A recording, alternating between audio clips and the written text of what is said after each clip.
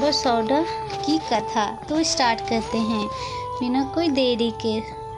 एक बुढ़िया माई थी जो बसौदे को ठंडी रोटी खाती थी और सीलता माई की पूजा भी करती थी। गांव में और कोई भी पूजा नहीं करता था। एक दिन बसौदे के दिन सारे गांव में आग लग जाती है और सारा गांव जल गया, परंतु बुढ़िया माई की झोपड़ी बच गई। सबने बुढ़िया माई के पास आकर पूछा कि सबके घर जल गए हैं, तेरा क्यों नहीं जला है, क्या बात है। बुढ़िया माई ने बताया कि मैंने बसौदे की ठंडी रोटी खाई थी और सीलता माई की पूजा भी करी थी और किसी ने भी नहीं खाई, इसीलिए मेरी झोपड़ी बच गई, तुम्हारी झोपड़ियाँ जल गई। सबने गांव में ढिढोरा पिटवा दिया कि बसौदे इसके दिन सब कोई ठंडी रोटी खाए और सीलता माई की पूजा भी करेगा। जिस दिन बसौदे के दिन सब कोई ठंडी रोटी खाए और सीलता माई की पूजा भी करेगा, जिस दिन सीलता माई की ढोक लगानी हो उससे पहले दिन पक्का भोजन बनवा के रख ले, फिर पूजा करे। हे सीलता माई, जैसे बुढ़िया माई की रक्षा की है वैसे ही सबकी करना, सब बाल बच्चों की भी करना। जय हो बसौदा माई।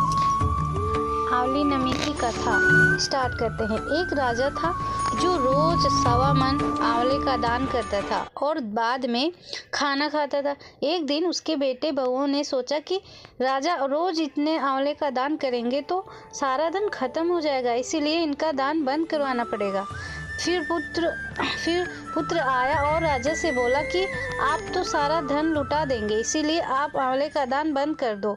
बेटे की बात सुनकर राजा को बहुत दुख हुआ। तब राजा रानी दोनों जाकर जंगल में बैठ गए। राजा रानी आंवले का दान नहीं कर सके तो इसीलिए उन्होंने कुछ भी खाना नहीं खाया। जब भूखे प्यासे 7 दिन तक हो गए तो भगवान जी ने सोचा कि अगर यदि हमने इनका प्रण नहीं रखा तो दुनिया हमें कोई भी नहीं मानेगी। तब भगवान ने सपने में कहा कि तुम उठो और तुम्हारे पहले जैसी रसोई हो गई है और आंवले का वृक्ष लगा हुआ है, तुम दान करो और भोजन कर लो। तब राजा रानी ने उठकर देखा तो पहले जैसा राजपाट हो गया है और आंवले वृक्ष में फैले हुए हैं। तब राजा रानी 1.25 मन आंवले का दान करने लगे। उधर आंवला देवता को अपमान करने वाले, माता पिता से बुरा व्यवहार करने वाले बेटे बहुओं से धर्म का अन्नदाता का वैर पड़ गया। राज्य दुश्मनों ने छीन लिया, दाने दाने को मोहताज हो गए दोनों। आपस में आसपास के लोगों ने उनसे कहा कि जंगल में आंवलिया राजा रहता है, वहाँ चले जाओ। तुम वहाँ चले जाओगे तो तुम्हारा दुख दूर हो जाएगा। वह दोनों वहाँ पहुँच गए।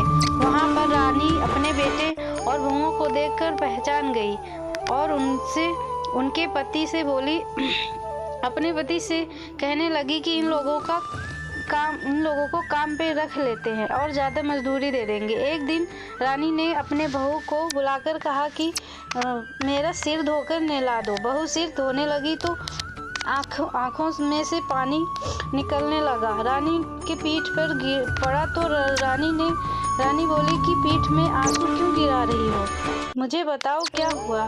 बहू बोली कि मेरी भी सास की पीठ में ऐसा ही मसा था और हमने उसे घर से निकाल दिया। वह 1.25 मन आंवले का दान करते थे तो हमने उन्हें निकाल दिया। तब सासू बोली कि हम ही तुम्हारी सास ससुर हैं, तुमने हमें ही निकाल दिया था, परंतु भगवान ने हमारा सत रखा।